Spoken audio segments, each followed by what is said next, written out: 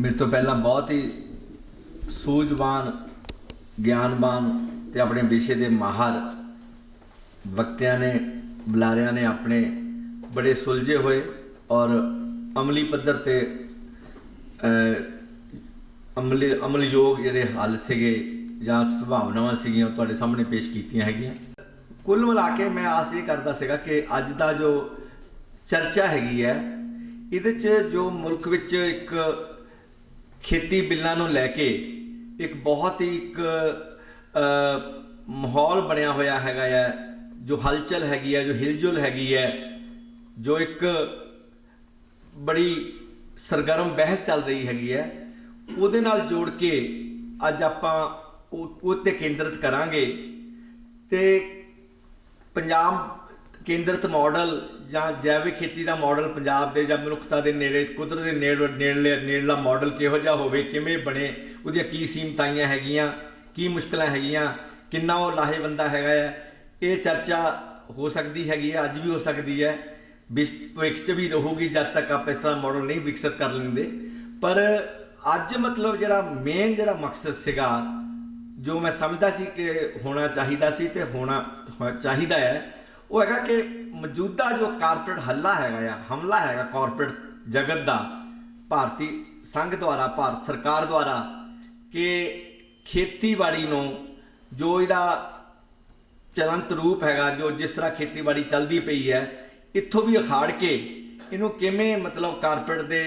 ਖਾਜਾ ਬਣਾਉਣਾ ਹੈਗਾ ਆ ਖੇਤੀਬਾੜੀ ਨੂੰ ਜਾਂ ਜਿਹੜਾ ਕਾਰਪੋਰੇਟ ਦੀਆਂ ਹਮੇਸ਼ਾ ਦੋ ਗੱਲਾਂ 'ਤੇ ਨਿਗਾਹ ਰਹੀ ਹੈਗੀ ਹੈ। ਜਿੱਥੇ ਵੈਲਥ ਜਨਰੇਸ਼ਨ ਹੁੰਦੀ ਹੈ ਪੈਸਾ ਪੈਦਾ ਹੁੰਦਾ ਹੈਗਾ ਇਹ ਖੇਤੀਬਾੜੀ ਉਹ ਇੱਕ ਬਹੁਤ ਮਹੱਤਵਪੂਰਨ ਖੇਤਰ ਸੀਗਾ ਜਿਹ 'ਤੇ ਲਗਾਤਾਰ ਕਾਰਪੋਰੇਟ ਖੇਤਰ ਦੀਆਂ ਅੱਖਾਂ ਸੀਗੀਆਂ। ਦੂਜਾ ਸੀਗਾ PSU 'ਚ ਅਨੇਕਾਂ ਕਮਜ਼ੋਰੀਆਂ ਦੇ ਬਾਵਜੂਦ ਘਾਟਾਂ ਦੇ ਬਾਵਜੂਦ ਜਾਂ ਮਿਸਮੈਨੇਜਮੈਂਟ ਦੇ ਬਾਵਜੂਦ ਇੱਕ ਵੈਲਥ ਦਾ ਬਹੁਤ ਵੱਡਾ ਸੋਰਸ ਇੰਡੀਆ ਵਿੱਚ ਲੋਕਾਂ ਦੇ ਪੈਸੇ ਨਾਲ ਉਸਰੀ ਜੋ ਕਾਰਪੋਰੇਟ ਜੋ ਇੱਕ ਪਬਲਿਕ ਸੈਕਟਰ ਦੀਆਂ ਕੰਪਨੀਆਂ ਸੀਗੀਆਂ ਉਹ ਇੱਕ ਉਹਦੇ 'ਤੇ ਨਿਗਾਹ ਸੀਗੀ। 91 ਦੇ ਜੋ ਆਰਥਿਕ ਸੁਧਾਰ ਹੋਏ ਨੇ ਸਟਰਕਚਰਲ ਰਿਫਾਰਮਸ ਹੋਏ ਨੇ ਜਾਂ ਮਤਲਬ ਮਨਮੋਹਨ ਸਿੰਘ ਮੋਂਟੇਕ ਸਿੰਘ ਆਹਲੂਵਾਲੀਆ ਅਤੇ ਚਿਦੰਬਰਮ ਜੋ ਨੀਤੀਆਂ ਸੀ ਵਰਲਡ ਬੈਂਕ ਪੱਖੀ ਜਾਂ ਮੰਤਰੀ ਮੁਦਰਾ ਫੰਡ ਪੱਖੀ ਨੀਤੀਆਂ ਨਾਲ ਜੋ ਤਬਦੀਲੀਆਂ ਆਈਆਂ ਜਿਵੇਂ ਡਿਸਇਨਵੈਸਟਮੈਂਟ ਸ਼ੁਰੂ ਹੋਈ ਉਹ ਪ੍ਰਕਰਨ ਤਾਂ ਚੱਲਦਾ ਹੀ ਪਿਆ ਸੀਗਾ ਉਹ ਜਿਹੜਾ ਅਮਲ ਤਾਂ ਚੱਲਦਾ ਹੀ ਪਿਆ ਸੀਗਾ। ਪਰ ਫਿਰ ਵੀ ਕਾਰਪੋਰੇਟ ਸੈਕਟਰ ਦੀਆਂ ਅੱਖਾਂ ਜੋ ਸੀਗੀਆਂ ਟਿਕੀਆਂ ਹੋਈਆਂ ਸੀਗੀਆਂ ਕਿ ਭਾਰਤ ਦੇ 12 ਲੱਖ ਕਰੋੜ ਰੁਪਏ ਦਾ ਜੋ ਖੇਤੀਬਾੜੀ ਨਾਲ ਜੁੜਿਆ ਕਾਰੋਬਾਰ ਹੈ ਉਹਨੂੰ ਕਿਵੇਂ ਕਾਬੂ ਕਰਨਾ ਹੈਗਾ। ਖਾਸ ਤੌਰ 'ਤੇ ਕੋਵਿਡ-19 ਦੀ ਕ੍ਰਾਈਸਿਸ ਤੋਂ ਬਾਅਦ ਜੋ ਕਰੋਨਾ ਨਾਲ ਜੁੜ ਕੇ ਦੁਨੀਆ 'ਚ ਆਈ ਹੈਗੀ ਹੈ ਦੁਨੀਆ ਨੇ ਦੇਖ ਲਿਆ ਕਿ ਲੋਕ ਕਾਰ ਨਹੀਂ ਲੈਣਗੇ, ਲੋਕ ਫ੍ਰਿਜ ਨਹੀਂ ਲੈਣਗੇ, ਲੋਕ ਸਕੂਟਰ ਨਹੀਂ ਲੈਣਗੇ, ਲੋਕ AC ਨਹੀਂ ਲੈਣਗੇ, ਪਰ ਲੋਕ ਰੋਟੀ ਜ਼ਰੂਰ ਖਾਣਗੇ, ਲੋਕ ਸਬਜ਼ੀ ਜ਼ਰੂਰ ਲੈਣਗੇ, ਲੋਕੀ ਦੁੱਧ ਜ਼ਰੂਰ ਪਾਲਣਗੇ। ਦੁਨੀਆ ਦੀ 7 ਅਰਬ ਆਬਾਦੀ ਉਹਦੀਆਂ ਇਹ ਲੋੜਾਂ ਬੁਨਿਆਦੀ ਲੋੜਾਂ ਹੈਗੀਆਂ। ਬਾਕੀ ਲੋੜਾਂ ਸਮੇਂ ਦੇ ਅਨੁਸਾਰ ਘਟਦੀਆਂ ਵੱਧਦੀਆਂ ਰਹਿਣਗੀਆਂ। ਪਰ ਆਹ ਜਿਹੜਾ ਸੈਕਟਰ ਹੈਗਾ ਇਹੀ ਕਾਰਨ ਹੈ ਕਿ ਜਿੱਥੇ ਮੈਨੂਫੈਕਚਰਿੰਗ ਅਤੇ ਸਰਵਿਸ ਸੈਕਟਰ ਦੀ ਜਿਹੜੀ ਗਰੋਥ ਹੈਗੀ ਉਹ -23 ਤੇ ਘੁੰਮਦੀ ਹਿੰਦੁਸਤਾਨ ਦੀ, ਹੁਣ ਕਈ -27 ਕਹਿਣ ਲੱਗ ਪਿਆ। ਐਗਰੀਕਲਚਰ ਗਰੋਥ 3.1% ਅਜੇ ਵੀ ਹਿੰਦੁਸਤਾਨ ਦੇ ਵਿੱਚ ਸਾਡੇ ਵਰਗੇ ਮੁਲਕ ਵਿੱਚ ਹਿੰਦੁਸਤਾਨ 'ਚ ਉਹ ਅਜੇ ਵੀ ਕਾਇਮ ਹੈ ਔਰ ਵਧੀ ਹੈਗੀ ਹੈ। ਸੋ ਇਸ ਸੈਕਟਰ 'ਤੇ ਬੜੇ ਲੰਮੇ ਸਮੇਂ ਤੋਂ ਜਿਹੜੇ ਕਾਰਪੋਰੇਟ ਜਗਤ ਸੀਗਾ ਜਿਹਨੇ ਆਜ਼ਾਦੀ ਤੋਂ ਫੌਰੀ ਬਾਅਦ ਬੰਬੇ ਪਲਾਨ ਰਾਹੀਂ ਪਤਾ ਲੱਗਿਆ ਕਿ ਇਹਨਾਂ ਕੋਲ ਪੈਸੇ ਹੈ ਨਹੀਂ ਹੈ ਅਤੇ ਭਾਰਤ ਦੇ ਲੋਕਾਂ ਦੇ ਪੈਸੇ ਦੇ ਸਿਰ 'ਤੇ ਸਰਕਾਰ ਦੇ ਪੈਸੇ ਦੇ ਸਿਰ 'ਤੇ ਜਿਹੜੀ ਵੱਡੀ ਇੰਡਸਟਰੀ ਸੀ ਮਸ਼ੀਨਾਂ ਹੈਵੀ ਇੰਡਸਟਰੀ ਉਹ ਬਣਾ ਕੇ ਉੱਥੋਂ ਮੈਨੂਫੈਕਚਰਿੰਗ ਸ਼ੁਰੂ ਕਰਕੇ ਹੌਲੀ ਹੌਲੀ 70 ਤੱਕ ਆਉਂਦੇ ਨੇ ਖੰਭ ਆਪਣੇ ਖਿਲਾਰਨੇ ਸ਼ੁਰੂ ਕੀਤੇ ਅਤੇ ਅਮਾਨੀ ਅਡਾਨੀ ਹੋਰਾਂ ਦੇ ਇਸ ਜਿਹੜੀ ਕੋਲੋਨੀ ਕੈਪੀਟਲਿਜ਼ਮ ਦੇ ਆਉਣ ਦੇ ਨਾਲ ਉਸ ਦਾ ਨਿਗਾਹ ਹਿੰਦੁਸਤਾਨ ਦੇ ਹਰ ਉਸ ਵੈਸਟ ਜਨਰੇਸ਼ਨ ਦੇ ਸੋਰਸ 'ਤੇ ਪੈਣ ਲੱਗੀ ਔਰ ਪੈਸੇ ਦੀ ਜੋ ਮਤਲਬ ਜਿਵੇਂ ਜਿਹੜੀ ਇੱਕ ਪਾਸੇ ਕੌਨਸੈਂਟਰੇਸ਼ਨ ਆਫ ਕੈਪੀਟਲ ਹੋਣ ਲੱਗੀ ਉਹਦਾ ਹੁਣ ਸਿਰਾ ਲੱਗਿਆ ਪਿਆ ਹੈਗਾ ਕਿ ਹਿੰਦੁਸਤਾਨ ਦੀ 73% ਜੋ ਵੈਲਥ ਹੈਗੀ ਹੈ ਉਹ ਤਾਂ ਹਿੰਦੁਸਤਾਨ ਦੇ 1% ਲੋਕਾਂ ਦਾ ਕਬਜ਼ਾ ਹੈਗਾ ਹੈ ਔਰ ਉਹਦੇ 'ਚ ਬਹੁਤ ਤਕਰੀਬਨ 100 ਦੇ ਕਰੀਬ ਘਰਾਣੇ ਨੇ ਜਿਨ੍ਹਾਂ ਦਾ ਤਕਰੀਬਨ ਸਾਰੀ ਦੌਲਤ 'ਤੇ ਕਬਜ਼ਾ ਹੈਗਾ ਅਤੇ ਬਾਕੀ ਸਾਰਾ ਹਿੰਦੁਸਤਾਨ ਬਾਕੀ ਸਾਰਾ ਪੰਜਾਬ ਜਿਹੜਾ ਸੂਬੇ ਨੇ ਉਹ ਗੁਰਬਤ ਦੀ ਅਤੇ ਬੜੀ ਬੰਦਹਾਲੀ ਦੀ ਬਿਮਾਰੀ ਦੀ ਅਨਪੜ੍ਹਤਾ ਜਹਾਲਤ ਦੀ ਭੱਠੀ ਵਿੱਚ ਉਹ ਝੁਲਸੇ ਜਾ ਰਹੇ ਹੈਗੇ ਆ। ਸੋ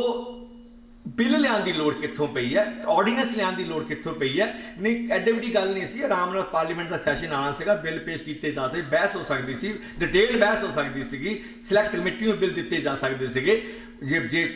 ਕੁਝ ਮਤਲਬ ਸਵਾਲ ਸੀਗੇ। ਪਰ ਜੋ ਤੱਦੀ ਕੀਤੀ ਹੈ, ਜੋ ਕਾਹਲੀ ਦਿਖਾਈ ਹੈ ਮੋਦੀ ਸਰਕਾਰ ਨੇ ਕਿ ਇਹਨਾਂ ਨੂੰ ਪਹਿਲਾਂ ਆਰਡੀਨੈਂਸ ਦੇ ਰੂਪ ਵਿੱਚ ਲਿਆਂਦਾ ਜਾਵੇ, ਚਰਚਾ ਛੇੜੀ ਜਾਵੇ ਤੇ ਫੌਰੀ ਤੌਰ ਤੇ ਪਾਰਲੀਮੈਂਟ ਦੇ ਪਹਿਲੇ ਹੀ ਸੈਸ਼ਨ ਵਿੱਚ ਇਹਨਾਂ ਨੂੰ ਬਿੱਲਾਂ ਦੀ ਸ਼ਕਲ ਦੇ ਕੇ ਇਸ ਗੱਲ ਤੇ ਮੋਹਰ ਲਾਈ ਜਾਵੇ ਕਿ ਜੋ ਪੰਜਾਬ ਜਾਂ ਹਿੰਦੁਸਤਾਨ ਦੀ ਔਰ ਜੋ ਖੇਤੀ ਹੈਗੀ ਹੈ ਇਹਨੂੰ ਕਿਵੇਂ ਇੱਕ ਤਰਤੀਬਬੱਧ ਢੰਗ ਨਾਲ, ਇੱਕ ਪਲੈਨਡ ਵੇ ਨਾਲ ਇਹਨੂੰ ਕੰਟਰੈਕਟ ਫਾਰਮਿੰਗ ਰਾਹੀਂ ਜਾਂ ਤਿੰਨਾਂ ਬਿੱਲਾਂ ਰਾਹੀਂ ਨਾਲ ਬਿਜਲੀ ਬਿੱਲ ਵੀ ਜੋੜ ਲਿਆ ਜਾਵੇ। ਇਸ ਤਰ੍ਹਾਂ ਕਿਵੇਂ ਇਹਨਾਂ ਨੂੰ ਨਿਸਲ ਕਰਨਾ ਹੈਗਾ ਖੇਤੀਬਾੜੀ 'ਚ, ਇਹਨਾਂ ਤੇ ਜਿਹੜੀ ਜੋ ਮਤਲਬ ਇੱਕ ਕਿਸਾਨ ਜ਼ਮੀਨ ਨਾਲ ਜੁੜਿਆ ਹੈਗਾ ਹੈ, ਉਹਦੀ ਉਹ ਪੰਜਾਬ ਦੀ ਤਾਂ ਕਿਸਾਨੀ ਆਤਮਾ ਹੈਗੀ ਹੈ, ਜ਼ਮੀਨ ਆਤਮਾ ਹੈਗੀ ਹੈ, ਉਹ ਕਿਵੇਂ ਉਹ ਆਤਮਾ ਨਾਲ ਰਿਸ਼ਤਾ ਤੋੜਨਾ ਹੈਗਾ ਔਰ ਇਹਨਾਂ ਨੂੰ ਬਿਲਕੁਲ ਹੀ ਇੱਕ ਕਾਰਪੋਰੇਟ ਮਾਡਲ ਦੇ ਵਿੱਚ ਇਹਨੂੰ ਤਬਦੀਲ ਕਰਨਾ ਹੈਗਾ। ਉਹਦੇ ਉੱਤੇ ਜਿਹੜੀ ਚਰਚਾ ਸੀਗੀ, ਮੈਂ ਆਸ ਕਰਦਾ ਸੀਗਾ ਕਿ ਉਹਦੇ ਤੇ ਜੋ ਇੱਕ ਗੰਭੀਰ ਚਰਚਾ, ਕਿਉਂਕਿ ਇਹ ਹਮਲਾ ਜਿਹੜਾ ਹੈਗਾ ਹੈ, ਇਹਨੂੰ ਹਮਲੇ ਨੂੰ ਨਾਕਾਮ ਕਰਨ ਦੇ ਨਾਲ ਹੀ ਆਪਾਂ ਇੱਕ ਪੰਜਾਬ ਕੇਂਦਰਿਤ ਜਿਹੜੀ ਖੇਤੀਬਾੜੀ ਢਾਂਚਾ ਜਾਂ ਜੈਵਿਕ ਖੇਤੀ ਦਾ ਢਾਂਚਾ ਹੈਗਾ ਜਾਂ ਉਹਦੇ ਜੋ ਉਹਦੇ ਫਾਇਦੇ ਨੇ ਜਾਂ ਉਹਨੂੰ ਪ੍ਰਚਲਿਤ ਕਰਨਾ ਹੈਗਾ, ਉਹ 'ਤੇ ਅਸੀਂ ਗੰਭੀਰ ਸੋਚ ਵਿਚਾਰ ਕਰਕੇ ਜੋ ਵੀ ਆਪਣੇ ਅਮਲ ਹੋ ਸਕਦਾ ਉਹ 'ਤੇ ਸਾਨੂੰ ਕਰਨਾ ਬਣਦਾ ਸੀਗਾ। ਸੋ ਮੇਰੇ ਦਿਮਾਗ 'ਚ ਔਖਟਾ ਇਹ ਸੀਗਾ ਕਿ ਜਿਵੇਂ ਅਸੀਂ 4-5 ਸਾਲ ਤੋਂ ਪਿਛਲੇ 4-5 ਸਾਲ ਤੋਂ ਪੰਜਾਬ ਦੀਆਂ ਜਿੰਨੀਆਂ ਭਖਦੀਆਂ ਸਮੱਸਿਆਵਾਂ ਹੈਗੀਆਂ, ਚਾਹੇ ਉਹ ਪਾਣੀਆਂ ਦੀ ਲੁੱਟ ਦੀ ਸਮੱਸਿਆ ਹੈਗੀ, ਚਾਹੇ ਸਾਡੇ ਪਣ ਬਿਜਲੀ ਪ੍ਰੋਜੈਕਟਾਂ ਦੀ ਜੇ ਬਿਜਲੀ ਲੁੱਟੀ ਜਾ ਰਹੀ ਹੈਗੀ ਹੈ, ਚਾਹੇ ਸਾਡੇ ਰਾਜਧਾਨੀ ਦਾ ਮਾਮਲਾ, ਚਾਹੇ ਸਾਡੇ ਪੰਜਾਬੀ ਬੋਲਦੇ ਇਲਾਕਿਆਂ ਦਾ ਮਾਮਲਾ, ਚਾਹੇ ਸਾਡੀ ਭਾਸ਼ਾ ਦਾ ਮਾਮਲਾ, ਸਾਡੇ ਸੱਭਿਆਚਾਰ ਦਾ ਮਾਮਲਾ ਹੈਗਾ, ਜਾਂ GST ਰਾਹੀਂ ਰਾਜਾਂ ਦੇ ਜੋ ਉਹਨਾਂ ਦੀ ਆਮਦਨ ਦੇ ਸਾਧਨ ਸੀਗੇ ਉਹ ਖੋਹ ਕੇ ਕੇਂਦਰ ਨੇ ਆਪਣੇ ਹੱਥਾਂ 'ਚ ਕਰ ਲਏ ਹੈਗੇ, ਅਤੇ ਹੁਣ ਮੰਡੀਕਰਨ ਬੋਰਡ ਦੇ ਜੋ ਆਮਦਨ ਦੇ ਸਾਧਨ ਸੀ ਉਹ ਵੀ ਹੱਥਾਂ 'ਚ ਕਰ ਲਏ। ਔਰ ਜਿਸ ਤਰ੍ਹਾਂ ਸਾਰਿਆਂ ਸਾਧਨਾਂ ਸਰੋਤਾਂ ਦੇ ਪੰਜਾਬ ਦਿਆਂ 'ਤੇ ਪੰਜਾਬੀਆਂ ਦਾ ਅਧਿਕਾਰ ਨਹੀਂ ਰਿਹਾ, ਪੰਜਾਬ ਦੇ ਸਰਕਾਰਾਂ ਦਾ ਅਧਿਕਾਰ ਨਹੀਂ ਰਿਹਾ ਹੈਗਾ। ਸੋ ਉਹਦੇ ਨਾਲ ਜੁੜ ਕੇ ਜੋ ਖੇਤੀ ਬਿੱਲ ਆਏ ਨੇ ਜੋ ਖੇਤੀ ਬਿੱਲ ਆਏ ਨੇ ਔਰ ਜੋ ਮੁਲਕ ਵਿੱਚ ਜੋ ਹਿੰਦੁਸਤਾਨ ਵਿਲੱਖਣਤਾਵਾਂ ਦਾ ਮੁਲਕ ਸੀਗਾ ਮੁਲਕ ਹੈਗਾ ਹੈ, ਚਾਹੇ ਉਹ ਧਾਰਮਿਕ ਵਿਲੱਖਣਤਾਵਾਂ ਨੇ, ਚਾਹੇ ਇਲਾਕਾਈ ਵਿਲੱਖਣਤਾਵਾਂ ਨੇ, ਚਾਹੇ ਭਾਸ਼ਾਈ ਵਿਲੱਖਣਤਾਵਾਂ ਨੇ, ਚਾਹੇ ਉਹ ਕੌਮੀ ਵਿਲੱਖਣਤਾਵਾਂ ਨੇ, ਚਾਹੇ ਨਸਲੀ ਵਿਲੱਖਣਤਾਵਾਂ ਨੇ, ਚਾਹੇ ਸੱਭਿਆਚਾਰਕ ਵਿਲੱਖਣਤਾਵਾਂ ਨੇ, ਜੋ ਵਿਲੱਖਣਤਾਵਾਂ ਦਾ ਮੁਲਕ ਤਾਂ ਜਿਹਦੀ ਪਹਿਲੀ ਮੈਨੀਫੈਸਟੇਸ਼ਨ, ਜਿਹੜੀ ਪਹਿਲੀ ਮਤਲਬ ਉਹਦੀ ਉਜਾਗਰ ਹੋਈ ਹੈਗੀ ਹੈ, ਉਹ ਭਾਸ਼ਾ ਦੇ ਆਧਾਰ 'ਤੇ ਸੂਬਿਆਂ ਦੀ ਮੰਗ ਦੇ ਤੌਰ 'ਤੇ ਉਜਾਗਰ ਹੋਈ ਹੈ। ਸਭ ਤੋਂ ਪਹਿਲਾਂ ਮਹਾਰਾਸ਼ਟਰ ਤੇ ਗੁਜਰਾਤ, ਅਤੇ ਉਸ ਤੋਂ ਬਾਅਦ ਇੱਕ ਤੋਂ ਬਾਅਦ ਦੂਜੇ ਤੋਂ ਬਾਅਦ ਤੀਜਾ, ਕਿ ਇਹ ਮੁਲਕ ਜਿਵੇਂ ਸੰਵਿਧਾਨ ਵੀ ਕਹਿੰਦਾ ਕਿ ਮੁਲਕ ਭਾਰਤ ਇੱਕ ਦੇਸ਼ ਨਹੀਂ ਹੈ, ਭਾਰਤ ਰਾਜਾਂ ਦਾ ਸੰਘ ਹੈਗਾ ਹੈ। ਜੋ ਸੰਘ ਦੇ ਵਿੱਚ ਵਿਲੱਖਣਤਾਵਾਂ ਸੀਗੀਆਂ ਉਹਦਾ ਪ੍ਰਗਟਾਵਾ ਜੋ ਹੋਣਾ ਸ਼ੁਰੂ ਹੋਇਆ, ਅਤੇ ਮੈਂ ਸਮਝਦਾ ਕਿ ਉਸ ਤੋਂ ਬਾਅਦ ਇੱਕਾ ਦੁੱਕਾ ਸੰਘਰਸ਼ਾਂ ਤੋਂ ਇਲਾਵਾ, ਚਾਹੇ ਤਾਮਿਲਨਾਡੂ ਹੋਵੇ, ਚਾਹੇ ਨਾਰਥ ਈਸਟ ਹੋਵੇ, ਚਾਹੇ ਮੇਜਰ ਸੰਘਰਸ਼ ਕਸ਼ਮੀਰ 'ਚ ਹੋਵੇ, ਚਾਹੇ ਪੰਜਾਬ 'ਚ ਇੱਕ ਮੇਜਰ ਸੰਘਰਸ਼ ਹੋ ਕੇ ਹਟਿਆ ਹੋਵੇ, ਉਸ ਤੋਂ ਇਲਾਵਾ ਅਲੱਗ-ਅਲੱਗ ਸਮਿਆਂ 'ਤੇ ਕੇਂਦਰ ਦੀ ਜੋ ਕੇਂਦਰੀਵਾਦੀ ਸੱਤਾ ਹੈਗੀ, ਕੇਂਦਰੀਵਾਦੀ ਸਿਆਸਤ ਹੈਗੀ ਹੈ, ਜੋ ਕੇਂਦਰੀਕਰਨ ਤੇ ਵਿਕੇਂਦਰੀਕਰਨ ਦੀ ਲੜਾਈ ਹੈਗੀ ਹੈ, ਉਹ ਹਿੰਦੁਸਤਾਨ ਦੇ ਕਿਸੇ ਨਾ ਕਿਸੇ ਕੋਨੇ 'ਚੋਂ ਕਦੀ ਉੱਗਰ ਰੂਪ 'ਚ, ਕਦੀ ਠੰਡੇ ਰੂਪ 'ਚ, ਕਦੀ ਤੱਤੇ, ਕਦੀ ਠੰਡੇ, ਕਦੀ ਉੱਗਰ, ਕਦੀ ਸ਼ਾਂਤ ਰੂਪ ਵਿੱਚ ਉਹ ਪ੍ਰਗਟ ਹੁੰਦੀ ਆ ਰਹੀ ਹੈ। ਅਤੇ ਹੁਣ ਮੈਨੂੰ ਲੱਗਦਾ ਕਿ ਖੇਤੀ ਬਿੱਲਾਂ ਨਾਲ ਜੋੜ ਕੇ ਖਾਸ ਤੌਰ 'ਤੇ ਪੰਜਾਬ, ਹਰਿਆਣਾ ਜਾਂ ਹੋਰ ਜਿਹੜੇ ਇੱਦਾਂ ਦੇ ਰਾਜ ਨੇ ਜਾਂ ਮਤਲਬ ਜਿੱਥੇ ਖੇਤੀਬਾੜੀ ਵਿਕਸਿਤ ਹੋਈ ਹੈ ਔਰ ਵਿਸ਼ੇਸ਼ ਮਾਡਲ ਤਹਿਤ ਵਿਕਸਿਤ ਹੋਈ ਹੈ, ਉਹਨਾਂ ਵਿੱਚ ਭਾਰਤ ਇੱਕ ਵਾਰ ਫੇਰ ਉਜਾਗਰ ਹੋਣ ਲੱਗਿਆ, ਅਸਲੀ ਭਾਰਤ ਉਜਾਗਰ ਹੋਣ ਲੱਗਿਆ। ਤਾਂ ਅਸਲੀ ਭਾਰਤ ਉਜਾਗਰ ਹੋਣ ਦੇ ਸਮੇਂ ਆਪਾਂ ਨੂੰ ਜੋ ਭਾਰਤੀ ਸੰਘ, ਜੋ ਕਿ ਇੱਕ ਬੜੇ ਇੱਕ ਭਿਆਨਕ ਰੂਪ ਵਿੱਚ ਕਾਰਪੋਰੇਟ ਕੈਪੀਟਲ, ਰਾਸ਼ਟਰਵਾਦ ਤੇ ਧਰਮ, ਤਿੰਨਾਂ ਦਾ ਜੋ ਇੱਕ ਡੈਡਲੀ ਕੰਬੀਨੇਸ਼ਨ ਹੈ, ਜੋ ਬੜਾ ਖਤਰਨਾਕ ਮੇਲ ਹੈਗਾ ਹੈ, ਉਹਦੇ ਰਾਹੀਂ ਜੋ ਭਾਰਤੀ ਸੰਘ ਜੋ ਰੂਪ ਅਖਤਿਆਰ ਕਰ ਰਿਹਾ, ਜੋ ਖੌਫਨਾਕ ਮੰਜ਼ਰ ਸਾਨੂੰ ਨਜ਼ਰ ਆ ਰਿਹਾ ਹੈਗਾ ਹੈ, ਤੇ ਉਹਦੇ ਵਿੱਚ ਜੋ ਇਹ ਖੇਤੀ ਬਿੱਲਾਂ ਦੀ ਮਹੱਤਤਾ ਹੈਗੀ ਹੈ ਔਰ ਜਿਹਦਾ ਪ੍ਰਗਟਾਵਾ, ਜਿਹਦਾ ਵਿਰੋਧ, ਚਾਹੇ ਉਹ ਕਾਂਗਰਸ ਪਾਰਟੀ ਮਜਬੂਰ ਹੋਣਾ ਪਿਆ, ਕਿੰਨੀ ਕਾਂਗਰਸ ਪਾਰਟੀ ਨੇ ਕਮਜ਼ੋਰੀ ਦਿਖਾਈ ਹੋਵੇ, ਕਿੰਨਾ ਉਹਦੇ 'ਚ ਦੁਚਿੱਤੀ ਹੋਵੇ, ਕਿੰਨਾ ਉਹ 'ਚ ਆਪਣੇ ਹਿੱਤ ਹੋਣ, ਉਹਨੂੰ ਗੱਲਾਂ ਪਿੱਛੇ ਛੱਡਦੇ ਹੋਏ ਪੰਜਾਬ ਵਿਧਾਨ ਸਭਾ ਦੇ 115 ਮੈਂਬਰਾਂ ਵੱਲੋਂ ਕੇਂਦਰੀ ਬਿੱਲਾਂ ਨੂੰ ਰੱਦ ਕਰਕੇ ਪੰਜਾਬ ਦੇ ਮਤਲਬ ਜੋ ਐਗਰੀਕਲਚਰ ਦੇ ਮਾਮਲੇ ਬਿੱਲ ਪੇਸ਼ ਕਰਨੇ ਜਾਂ ਲਿਆਉਣੇ ਜਾਂ ਪਾਸ ਕਰਨੇ ਔਰ 115 MLAs ਦਾ ਰਾਜ ਭਵਨ ਲੈ ਕੇ ਜਾਣਾ ਮੇਰੇ ਵਾਸਤੇ ਇੰਪੋਰਟੈਂਟ ਇਵੈਂਟ ਹੈ। ਅਕਾਲੀ ਦਲ ਦਾ ਕਿੰਨੇ ਨਿਘਾਰਾਂ ਦੇ ਬਾਵਜੂਦ, ਚਾਹੇ ਉਹ ਪੰਜਾਬ ਨੂੰ ਲੁੱਟਣ ਦਾ ਮਾਮਲਾ ਹੋਵੇ, ਕੁੱਟਣ ਦਾ ਮਾਮਲਾ ਹੋਵੇ, ਪੰਜਾਬੀ ਕੌਮ ਨੂੰ ਮਿਸਗਾਈਡ ਕਰਨ ਦਾ ਮਾਮਲਾ ਹੋਵੇ, ਕੇਂਦਰ ਦੇ ਇੱਕ ਭਾਜਪਾ ਹਿੰਦੂਵਾਦੀ ਪਾਰਟੀ ਦੀ ਗੋਦੀ ਬੈਠਣ ਜਾ ਕੇ ਗੋਦੀ 'ਚ ਬਹਿ ਕੇ ਪੰਜਾਬ ਦੇ ਹਿੱਤਾਂ ਨੂੰ ਮੁਕੰਮਲ ਵਿਦਾਵਾ ਲਿਖਣ ਦਾ ਮਾਮਲਾ ਹੋਵੇ, ਪੰਜਾਬ ਨੇ ਧਰੋ ਕਮਾਉਣ ਦਾ ਮਾਮਲਾ ਹੋਵੇ, ਉਹਨਾਂ ਨੂੰ ਪਿੱਛੇ ਛੱਡ, ਉਹਨਾਂ ਨੂੰ ਵੀ ਮਤਲਬ ਆਪਣੀ ਥਾਂ ਰੱਖਦੇ ਹੋਏ ਜੋ ਅਕਾਲੀ ਦਲ ਦਾ ਭਾਜਪਾ ਨਾਲ ਤੋੜ ਛੋੜਾ ਹੋਇਆ ਇਸ ਮੁੱਦੇ ਉੱਤੇ, ਉਹ ਵੀ ਇੱਕ ਨਵੇਂ ਭਾਰਤ ਦੇ ਅਸਲੀ ਭਾਰਤ ਦੇ ਉਜਾਗਰ ਹੋਣ ਦਾ ਇੱਕ ਪ੍ਰਤੱਖ ਪ੍ਰਮਾਣ ਹੈ, ਜਿਹੜਾ ਕਿ 2020 ਦੁਆਰਾ ਇੱਕ ਵਾਰ ਫਿਰ ਦੇਖਣ ਨੂੰ ਮਿਲ ਰਿਹਾ, ਜਿਹਦੀ ਨਾ ਸਿਰਫ ਪੰਜਾਬ ਵਾਸਤੇ ਬਲਕਿ ਹਿੰਦੁਸਤਾਨ ਵਾਸਤੇ ਤੇ ਵੱਖ-ਵੱਖ ਕੌਮੀਅਤਾਂ ਵਾਸਤੇ ਵੀ, ਵੱਖ-ਵੱਖ ਵਿਲੱਖਣਤਾਵਾਂ ਵਾਸਤੇ ਵੀ ਉਹਦੇ ਇੱਕ ਵਿਸ਼ੇਸ਼ ਮਹੱਤਵ ਹੈਗਾ। ਉਸ ਦਰ ਵਿੱਚ ਹੀ ਜਿਹੜਾ ਆਪਣਾ ਅੱਜ ਦਾ ਵਿਸ਼ਾ ਹੰਢਣਸਾਰ ਖੇਤੀਬਾੜੀ ਤੇ ਪੰਜਾਬ ਕੇਂਦਰ ਢਾਂਚੇ ਦੀਆਂ ਸੰਭਾਵਨਾਵਾਂ, ਉਹਦੇ 'ਚ ਕਿਤੇ ਨਾ ਕਿਤੇ ਉਹ ਫਿੱਟ ਹੁੰਦਾ ਹੈਗਾ ਹੈ। ਸੋ ਮੈਂ ਸਾਰੀ ਤਿਆਰੀ ਇਸ ਹਫ਼ਤਾ ਇਸ ਮੁੱਦੇ ਨੂੰ ਲੈ ਕੇ ਕਿ ਭਾਰਤੀ ਸੰਘ ਤੇ ਰਾਜ ਤੇ ਰਾਜਾਂ ਦੀ ਖੁਦਮੁਖਤਿਆਰੀ ਤੇ ਇਹਦੀ ਆਉਣ ਵਾਲੇ ਸਮੇਂ 'ਚ ਇਹਦੀ ਮਹੱਤਤਾ ਤੇ ਪੰਜਾਬ ਵਿੱਚ ਜੋ ਕਿਸਾਨੀ ਦਾ ਅੰਦੋਲਨ ਹੈਗਾ। ਦੇਖੋ ਇੱਕ ਗ੍ਰੇਟਾ ਥੁਨਬਰਗ ਨਾਂ ਦੀ ਕੁੜੀ ਸੀਗੀ, ਸਕੂਲ ਗਰਲ ਸੀਗੀ, ਸੁਣਿਆ ਹੋਣਾ ਸਭ ਨੇ। ਗ੍ਰੇਟਾ ਥੁਨਬਰਗ ਸਵੀਡਿਸ਼ ਕੁੜੀ ਸੀਗੀ। ਉਹਨੇ ਸਾਲ ਕੁ ਪਹਿਲਾਂ UN ਅਸੈਂਬਲੀ ਨੂੰ ਸੰਬੋਧਿਤ ਕੀਤਾ ਕਿ ਦੁਨੀਆ ਭਰ ਜੋ ਧਰਤੀ ਮਾਂ ਨੂੰ, ਦ ਮਦਰ ਅਰਥ ਪਲੈਨਟ ਨੂੰ ਜੋ ਖਤਰਾ ਹੈਗਾ ਹੈ, ਜੋ ਐਨਵਾਇਰਮੈਂਟਲ ਡੀਗ੍ਰੇਡੇਸ਼ਨ ਹੈਗੀ ਹੈ, ਜੋ ਮਤਲਬ ਇੱਕ ਸਾਰਾ ਨਿਗਾਰ ਹੋ ਰਿਹਾ ਕੁਦਰਤ ਵਿੱਚ, ਕੁਦਰਤੀ ਮਤਲਬ ਜੋ ਸਰੋਤ ਹੈ ਉਹ ਖਤਮ ਹੋ ਰਹੇ ਹੈਗੇ ਹੈ, ਔਰ ਜਿੰਨੀ ਰੁਥਲੈਸ ਬੇਕਿਰਕੀ ਨਾਲ ਕੁਦਰਤੀ ਸਾਧਨਾਂ ਦੀ ਵੀ ਤੇ ਮਨੁੱਖੀ ਸਾਧਨਾਂ ਦੀ ਜੋ ਮਤਲਬ ਲੁੱਟ ਹੋ ਰਹੀ ਹੈ, ਜੋ ਤਬਾਹ ਕੀਤੇ ਜਾ ਰਹੇ ਹੈਗੇ, ਉਹਨਾਂ ਦੇ ਖਤਰੇ ਨੂੰ ਮੁੱਖ ਰੱਖਦਿਆਂ ਉਹਨੇ ਇੱਕ ਬੜੀ ਭਾਵਪੂਰਤ ਸਪੀਚ ਦਿੱਤੀ ਸੀ UN ਅਸੈਂਬਲੀ ਵਿੱਚ, ਜਿਹਨੇ ਕਾਫੀ ਲੋਕਾਂ ਨੂੰ ਰੋਣ ਲਾ ਦਿੱਤਾ ਸੀਗਾ। ਉਹ ਮੈਂ ਸਪੀਚ ਤੁਸੀਂ ਵੀ ਸੁਣੀ ਹੋਣੀ, ਮੈਂ ਵੀ ਸੁਣੀ ਹੈਗੀ ਹੈ।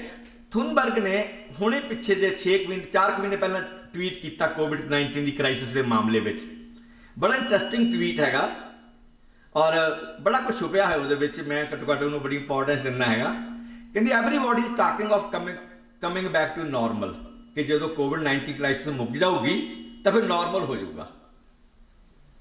Everybody is talking of coming back to normal, but your normal was already a crisis. ਜਿਹਨੂੰ ਨਾਰਮਲ ਕਹਿੰਦੇ ਆ, ਜਿਵੇਂ ਕਿਸਾਨ ਅੰਦੋਲਨ ਹੈ, ਕਿਸਾਨ ਅੰਦੋਲਨ ਕਹਿੰਦਾ ਜੀ ਮੁੜ ਕੇ ਉਹ ਬਹਾਲ ਕਰ ਦਿਓ। ਜੇ ਉਹ ਬਹਾਲ ਹੋ ਵੀ ਜਾਣ, ਉਹਨਾਂ ਦੀ ਬਹਾਲੀ ਜਦੋਂ ਚੱਲਦੇ ਪਏ ਸੀ, MSP ਚੱਲਦੀ ਪਈ ਸੀਗੀ, ਉਹਦੇ ਤਾਂ ਕਿਸਾਨ ਖੁਦਕੁਸ਼ੀਆਂ ਕਰਦੇ ਪਏ ਸੀਗੇ, ਉਦੋਂ ਦਾ ਕਿਸਾਨੀ ਮਾਡਲ ਫੇਲ ਸੀਗਾ, ਉਦੋਂ ਕਿਸਾਨ ਕਰਜ਼ਾਈ ਹੋਏ ਨੇ, ਉਦੋਂ ਕਿਸਾਨਾਂ ਦੇ ਟਿਊਬਲ ਹਰ 30 ਸਾਲ ਬੋਰ ਕਰਨੇ ਪੈਂਦੇ ਸੀਗੇ। ਜਿਹਨੂੰ ਆਪਾਂ ਨਾਰਮਲ ਕਹਿੰਦੇ ਕਿ ਕਮਿੰਗ ਬੈਕ ਟੂ ਨਾਰਮਲ, ਕਿ ਮੁੜ ਕੇ ਬਹਾਲ ਕਰ ਦੇਵੇ ਭਾਰਤੀ ਸੰਘ, ਉਹ ਜਿਹੜਾ ਨਾਰਮਲ ਸੀਗੀ ਉਹ ਸੰਕਟ ਸੀਗਾ। ਸੋ ਉਹਦੀ ਬਹਾਲੀ ਦੀ ਜੇ ਆਪਾਂ ਹੋਣੀ ਚਾਹੀਦੀ ਹੈ, ਚਲੋ ਜੇ ਅੱਜ ਦੀ ਅੰਸ਼ਕ ਮੰਗ ਮੰਗਦੀ ਹੈ, ਉਹ ਪਾਰਸ਼ਲ ਡਿਮਾਂਡ ਮੰਨੀ ਜਾਂਦੀ, ਚੰਗੀ ਗੱਲ ਹੈ। ਘੱਟੋ ਘੱਟ ਸੈਂਟਰ ਦੀ ਜਿਹੜੀ ਹੈਂਕੜ ਹੈਗੀ ਹੈ ਕੇਂਦਰ ਸਰਕਾਰ ਦੀ, ਉਹ ਟੁੱਟਦੀ ਹੈਗੀ ਆ। ਰਾਜਾਂ ਦੀ ਅਸਰਸ਼ਨ ਹੁੰਦੀ ਹੈ, ਲੋਕਾਂ ਦੀ ਅਸਰਸ਼ਨ ਹੁੰਦੀ ਹੈ, ਰਾਜਾਂ ਦੇ ਅਧਿਕਾਰਾਂ ਦੀ ਅਸਰਸ਼ਨ ਹੁੰਦੀ ਹੈ। ਤਾਂ ਇਹ ਹਾਂ ਪੱਖੀ ਪੱਖ ਹੈਗਾ, ਪਰ ਸਾਰਾ ਕੁਝ ਉਹਦੇ ਦਾਅ 'ਤੇ ਲਾ ਦੇਣਾ ਕਿ ਜੇ ਉਹ ਹੋ ਗਿਆ ਤਾਂ ਸਭ ਠੀਕ ਹੋ ਜਾਊਗਾ, that's not going to happen, because your normal was already a crisis. ਤੁਹਾਡਾ ਉਹ ਪਹਿਲਾਂ ਹੀ ਸੰਕਟ ਸੀਗਾ। ਉਸ ਸੰਕਟ 'ਚ ਬੱਚਿਆਂ ਦਾ ਪ੍ਰਵਾਸ ਵਧਿਆ, ਉਸ ਸੰਕਟ 'ਚੋਂ ਨਸ਼ੇ ਆਏ, ਸੰਕਟ 'ਚੋਂ ਖੁਦਕਸ਼ੀਆਂ ਆਈਆਂ, ਉਸ ਸੰਕਟ 'ਚੋਂ ਕਰਜ਼ੇ ਆਏ, ਉਸ ਸੰਕਟ 'ਚੋਂ ਪੰਜਾਬ ਦਾ ਹਰ ਖੇਤਰ, ਆਰਥਿਕ ਤੋਂ ਲੈ ਕੇ ਸੱਭਿਆਚਾਰਕ ਤੋਂ ਲੈ ਕੇ ਕਦਰਾਂ ਕੀਮਤਾਂ ਤੋਂ ਲੈ ਕੇ ਮਤਲਬ ਕੋਈ ਪੰਜਾਬ ਦਾ ਖੇਤਰ ਨਹੀਂ ਜਿਹੜਾ ਸੰਕਟ ਗ੍ਰਸਤ ਨਾ ਹੋਇਆ ਹੋਵੇ। ਸੋ ਇਸ ਕਰਕੇ ਅੱਜ ਦੇ ਇਸ ਸੂਝਵਾਨ ਦੋਸਤਾਂ ਦੀ ਮੌਜੂਦਗੀ ਵਿੱਚ ਮੈਂ ਕੁਝ ਹੋਰ ਸੋਚ ਕੇ ਆਇਆ ਸੀ, ਜਾਂ ਹੋਰ ਵਿਸ਼ਾ ਮੇਰਾ ਸੀਗਾ, ਤੇ ਪਰ ਮੈਂ ਉਸ ਵਿਸ਼ੇ ਨੂੰ ਅੱਜ ਇੱਥੇ ਟੱਚ ਨਹੀਂ, ਫਿਰ ਕਿਸੇ ਮੌਕੇ ਆਪਾਂ ਉਸ 'ਤੇ ਗੱਲ ਕਰ ਲਵਾਂਗੇ। ਸੋ ਅੱਜ ਮੈਂ ਮੁੱਖ ਰੂਪ 'ਚ ਇਹੀ ਗੱਲ ਕਰਨੀ ਚਾਹੁੰਦਾ ਕਿ ਜਿਹੜੀ ਮਤਲਬ ਇੱਕ ਥਰਸਟ ਆਈ ਹੈ ਕਿ ਉਹ ਵੀ ਆਰਡੀਨੈਂਸ ਦੀ ਫਾਰਮ 'ਚ, ਉਹ ਆਰਡੀਨੈਂਸ ਦੀ ਫਾਰਮ ਜੋ ਥਰਸਟ ਆਈ ਹੈਗੀ ਹੈ ਇਹਨਾਂ ਕਿਸਾਨ ਬਿੱਲਾਂ ਨੂੰ ਲੈ ਕੇ, ਔਰ ਜੋ ਪ੍ਰੈਸ਼ਰ ਬਣਿਆ, ਜੋ ਪੰਜਾਬ 'ਚ ਇੱਕ ਮਜ਼ਬੂਤ ਕਿਸਾਨੀ ਦਾ ਉਭਾਰ ਹੈਗਾ ਹੈ, ਉਹਦੇ ਵਿੱਚੋਂ ਜੋ ਮੁੱਦੇ ਉੱਭਰ ਕੇ ਸਾਹਮਣੇ ਆਉਂਦੇ ਹੈਗੇ ਆ, ਉਹ ਹੀ ਹੈ ਕਿ ਕਾਰਪੋਰੇਟ ਸੈਕਟਰ ਦੀਆਂ, ਭਾਰਤੀ ਜੋ ਖੇਤੀਬਾੜੀ ਸੈਕਟਰ ਹੈਗਾ, ਉਹਦੇ ਜੋ ਵੈਲਥ ਜਨਰੇਸ਼ਨ ਹੁੰਦੀ ਹੈਗੀ ਹੈ, ਉਹਦੇ 'ਤੇ ਅੱਖਾਂ ਗੱਡੀਆਂ ਹੋਈਆਂ ਹੈਗੀਆਂ, ਔਰ ਉਸ ਵੈਲਥ ਜਨਰੇਸ਼ਨ ਦੀ ਫੀਲਡ 'ਤੇ ਕਬਜ਼ਾ ਕਰਕੇ ਕਿਸਾਨੀ ਨੂੰ ਇੱਕ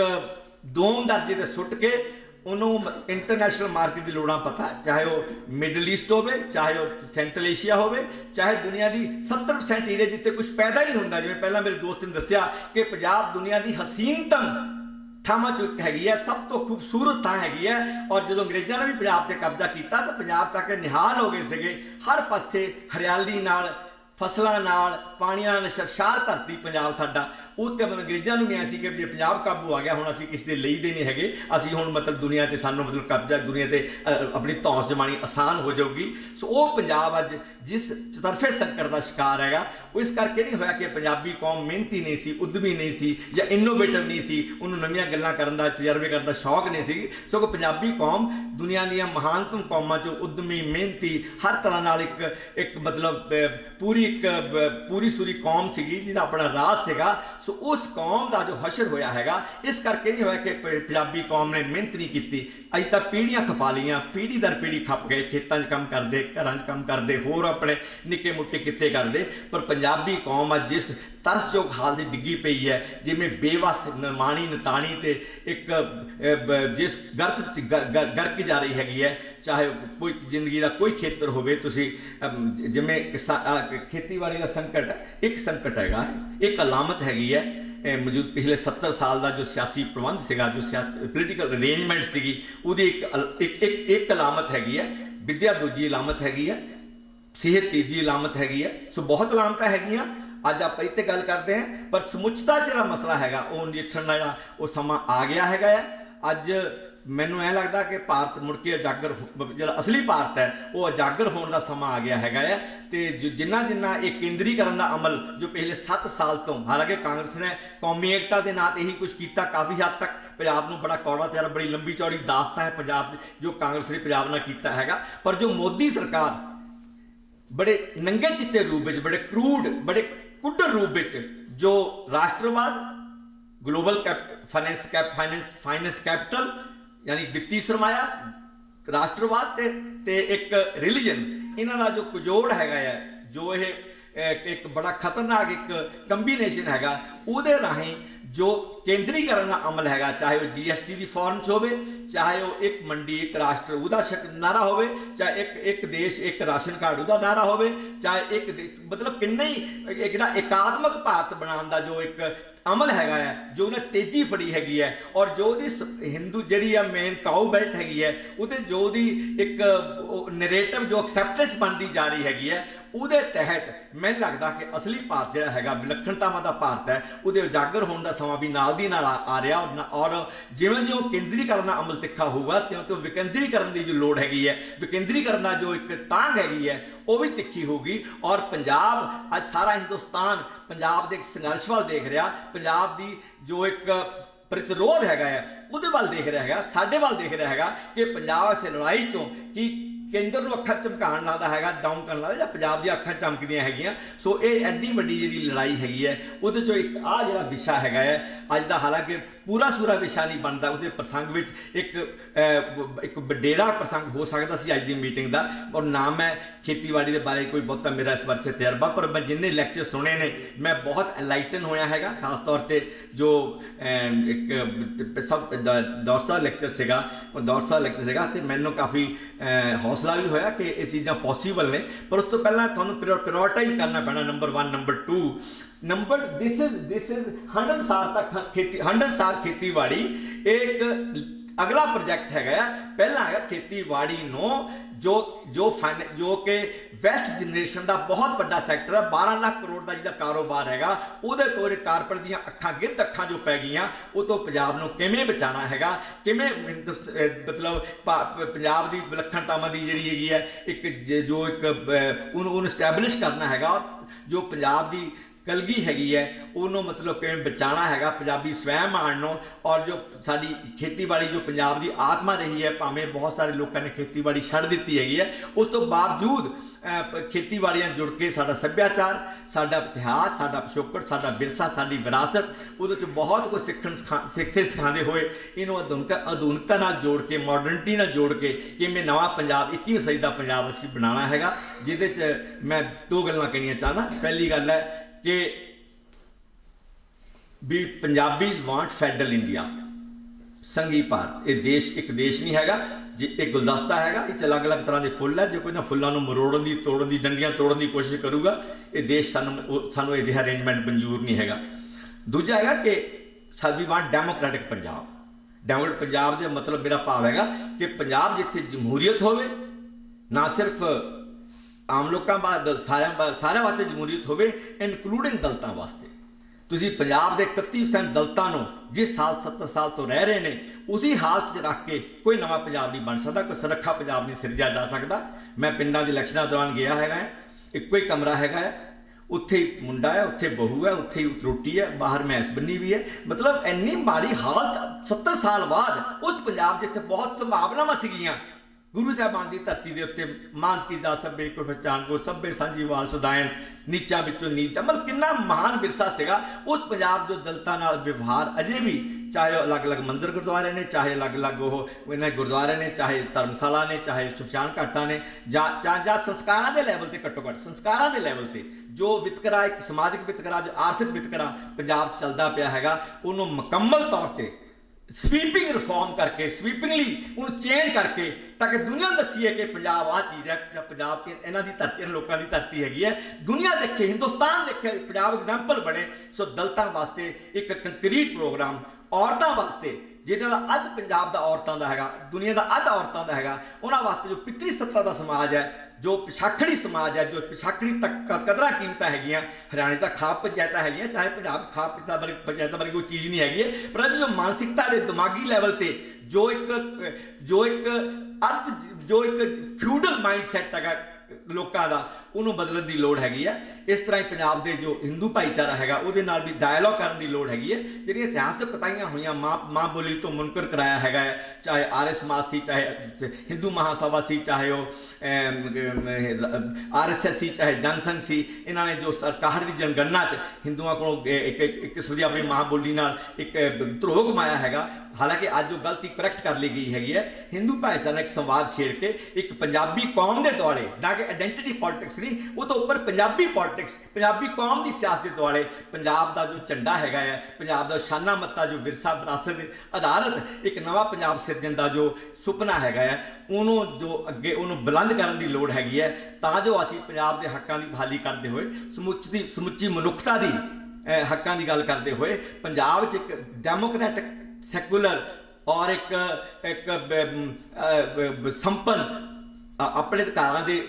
ਪ੍ਰਤੀ ਜਾਗਰੂਕ ਤੇ ਉਹ ਲੈ ਕੇ ਆਪਣਾ ਇੱਕ ਨਵਾਂ ਪੰਜਾਬ ਦੀ ਸਿਰਜਣਾ ਕਰਦੇ ਹੋਏ ਇੱਕ ਨਵਾਂ ਪੰਜਾਬ ਸਿਰਜਣ ਦੇ ਆਪਾਂ ਇਹ ਪੰਜਾਬ ਦੇ ਸਿਰ ਮੁੜ ਕੇ ਕਲਗੀ ਸਜਾਉਣ ਦੇ ਕਾਬਿਲ ਹੋਈਏ, ਤਾਂ ਕਿ ਆਪਾਂ ਸ਼ਾਨਾ ਮੱਤੇ ਪੰਜਾਬ ਨੂੰ ਆਪਣੇ ਨੂੰ ਮੁੜ ਕੇ ਉਹਦੀ ਸ਼ਾਨ ਬਹਾਲ ਕਰ ਸਕੀਏ। ਤਾਂ ਹੀ ਇਹ ਪ੍ਰਵਾਸ ਦਾ ਮੁੱਦਾ, ਤਾਂ ਹੀ ਇਹ ਖੁਦਕੁਸ਼ੀਆਂ ਦਾ ਮੁੱਦਾ, ਤਾਂ ਹੀ ਇਹ ਨਸ਼ਿਆਂ ਦਾ ਮੁੱਦਾ, ਤਾਂ ਹੀ ਇਹ ਹਰ ਤਰਫੇ ਸੰਕਟ ਦਾ ਮੁੱਦਾ, ਚਾਹੇ ਪੋਲੀਟੀਕਲ ਕਰਪਸ਼ਨ ਦਾ ਮੁੱਦਾ, ਸਾਰੇ ਜੋ ਵੀ ਮੁੱਦੇ ਨੇ ਪੰਜਾਬ ਦੇ, ਉਹ ਇੱਕ ਨਵੇਂ ਪ੍ਰੋਗਰਾਮ ਦੇ ਆਧਾਰਿਤ ਜਿਹਦਾ ਕਿ ਦਲਿਤ ਆਇਡੈਂਟੀਟੀ, ਸਿੱਖ ਆਇਡੈਂਟੀਟੀ, ਹਿੰਦੂ ਆਇਡੈਂਟੀਟੀ, ਉਹ ਆਇਡੈਂਟੀਟੀ ਉੱਪਰ ਇੱਕ ਪੰਜਾਬੀ ਆਇਡੈਂਟੀਟੀ ਦੇ ਨਾਂ 'ਤੇ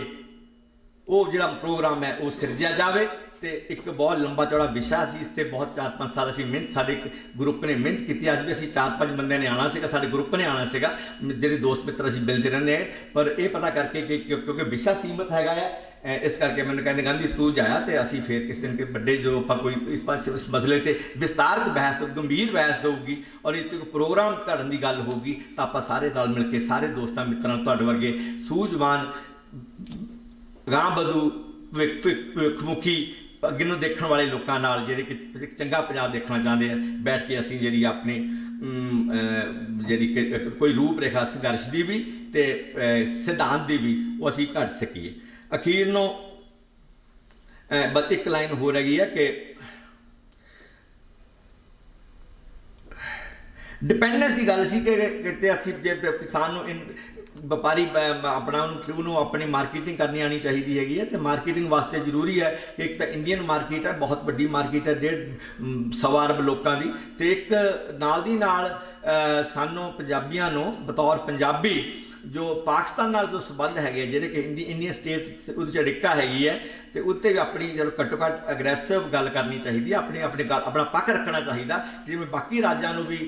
ਜਿਵੇਂ ਕਾਰਪੋਰੇਸ਼ਨਾਂ ਹੈਗੀਆਂ ਬਣੀਆਂ ਹੋਈਆਂ, ਪੰਜਾਬ 'ਚ ਵੀ ਐਕਸਪੋਰਟ ਕਾਰਪੋਰੇਸ਼ਨ ਹੈਗੀ, ਇਹਨੂੰ ਬਲ ਮਿਲੇ, ਇਹਨੂੰ ਤਾਕਤਾਂ ਮਿਲਣ, ਤਾਂ ਕਿ ਜਿਹੜਾ ਚਾਈਨਾ ਪਾਕਿਸਤਾਨ ਇਕਨੋਮਿਕ ਕੋਰੀਡੋਰ ਹੈਗਾ, ਜਿਹੜਾ ਗਵਾਦਰ ਸੀ ਪੋਰਟ ਤੱਕ ਜਾਂਦਾ, ਸਾਡੀ ਉੱਥੇ ਤੱਕ ਰਸਾਈ ਹੋਵੇ, ਪਹੁੰਚ ਹੋਵੇ, ਅਤੇ ਉੱਥੇ ਅੱਗੇ ਸਾਨੂੰ ਸੈਂਟਰਲ ਏਸ਼ੀਆ ਨੂੰ ਅਤੇ ਨਾਲੇ ਮਿਡਲ ਈਸਟ ਨੂੰ ਸਾਡੇ ਜਿਹੜੇ ਜੋ ਅਸੀਂ ਪ੍ਰੋਡਕਟ ਤਿਆਰ ਕਰਾਂਗੇ, ਅਸੀਂ ਉੱਥੇ ਤੱਕ ਸਾਡਾ ਵਪਾਰ ਵਧੇ। ਸਾਡਾ ਕਿਸੇ ਵੇਲੇ ਬਲਕ ਬੁਖਾਰੇ ਨਾਲ ਵਪਾਰ ਹੁੰਦਾ ਸੀਗਾ, ਐਵੇਂ ਨਹੀਂ ਬਣੀਆਂ ਕਹਾਵਤਾਂ ਕਿ ਜੋ ਸੁਖ ਚੱਜੂ ਦੇ ਚਵਾਰੇ ਸੋ ਪਲਕ ਨਾ ਉਖਾਰੇ। ਪੰਜਾਬੀਆਂ ਦੇ ਉਹ ਸਾਡਾ ਵਪਾਰ ਹੁੰਦਾ ਸੀਗਾ, ਇਹ ਰੂਟ ਸੀਗਾ ਸਾਡਾ ਇੱਕ ਵਪਾਰ ਦਾ। ਅਸੀਂ ਸਾਨੂੰ ਮੰਗ ਕਰਨੀ ਚਾਹੀਦੀ ਹੈ ਕਿ ਹਿੰਦੁਸਤਾਨ ਸਰਕਾਰ ਸਾਡੀ ਇਹ ਮੰਗ, ਔਰ we should talk things in a way ਕਿ ਸਾਡੀ ਗੱਲ ਪੁੱਜੇ, ਅਸੀਂ ਮਤਲਬ ਇਹਨੂੰ ਇਸ਼ੂ ਬਣਾਈਏ ਕਿ ਪੰਜਾਬ ਨੂੰ ਆਪਣੇ ਬਾਹਰਲੇ ਮੁਲਕਾਂ ਨਾਲ ਵਪਾਰ ਕਰਨ ਦੀ ਇਜਾਜ਼ਤ ਮਿਲੇ। ਤੇ ਬਹੁਤ ਮਲਟੀ ਪ੍ਰੋਂਗਡ ਇੱਕ ਅਪਰੋਚ ਦੀ ਲੋੜ ਹੈਗੀ ਹੈ ਤੇ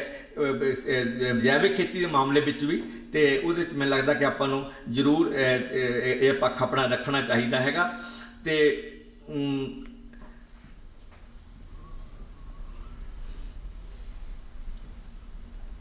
ਬਸ ਮੇਰਾ ਖਿਆਲ ਹੈ ਕਿ ਜਿਹੜਾ CPEC ਹੈ ਉਹ ਤੱਕ ਜਿਹੜੀ ਪਹੁੰਚ ਹੈਗੀ, ਰਸਾਈ ਹੈਗੀ ਹੈ, ਉਹਦੇ ਨਾਲ ਸਾਨੂੰ ਕਾਫੀ ਫਾਇਦਾ ਹੋਊਗਾ। ਸਾਡੇ ਕਿਸਾਨ ਕੰਮ ਲੱਗ ਜਾਣਗੇ, ਸਾਡੇ ਨੌਜਵਾਨਾਂ ਨੂੰ ਕੰਮ ਮਿਲ ਜਾਊਗਾ, ਸਾਡੇ ਵਪਾਰੀਆਂ ਨੂੰ ਕੰਮ ਮਿਲ ਜਾਊਗਾ, ਸਾਡਾ ਵਪਾਰ ਵਧੂਗਾ, ਪੰਜਾਬ ਦੀ ਆਮਦਨ ਵਧੂਗੀ। ਤੇ ਇਹ ਜਿਵੇਂ ਹੌਲੀ ਹੌਲੀ ਜੋ ਮੈਂ ਖੀਚ ਕਹਿਣਾ ਜਾਂ ਜੋ ਕੇਂਦਰੀਕਰਨ ਹੋ ਰਿਹਾ ਸੱਤਾ ਦਾ ਤੇ ਸਿਆਸਤ ਦਾ, ਔਰ ਜੋ ਵਿਕੇਂਦਰੀਕਰਨ ਦੀ ਲੋੜ ਹੈਗੀ ਹੈ, ਉਹਦੇ ਬਰਾਬਰ ਉਨੀ ਤੇਜ਼ੀ ਨਾਲ ਉੱਭਰ ਰਹੀ ਹੈਗੀ ਹੈ। ਸਾਨੂੰ ਉਹਦਾ ਵੀ ਧਿਆਨ ਰੱਖਣਾ ਚਾਹੀਦਾ, ਧਿਆਨ ਦੇਣਾ ਚਾਹੀਦਾ। ਔਰ ਇਹ ਸਾਰੀਆਂ ਆਫ ਸ਼ੂਟਸ ਨੇ, ਸਾਰੀਆਂ ਟਾਹਣੀਆਂ ਨੇ, ਸਾਰੀਆਂ ਖੇਤੀਬਾੜੀ ਵਿੱਚ ਇੱਕ ਹੈਗੀ ਹੈ, ਵਿੱਦਿਆ ਦੂਜੀ ਹੈ, ਸੱਭਿਆਚਾਰ ਤੀਜਾ, ਕਦਰਾਂ ਕੀਮਤਾਂ ਚੌਥਾ ਹੈਗਾ, ਜਿਹੜੇ ਸ਼ਿਕਾਰ ਹੋਏ ਨੇ ਪਿਛਲੇ 70 ਸਾਲ ਦੀ ਪੋਲੀਟੀਕਲ ਅਰੇਂਜਮੈਂਟ ਦੇ। ਪਰ ਸਭ ਦੇ ਸੈਂਟਰ 'ਚ ਹੈਗੀ ਪੋਲੀਟਿਕਸ, ਸਭ ਦੇ ਸੈਂਟਰ 'ਚ ਪੋਲੀਟਿਕਸ ਹੈ, ਪੋਲੀਟੀਕਲ ਅਰੇਂਜਮੈਂਟ ਹੈਗੀ ਹੈ। ਔਰ ਉਹਦਾ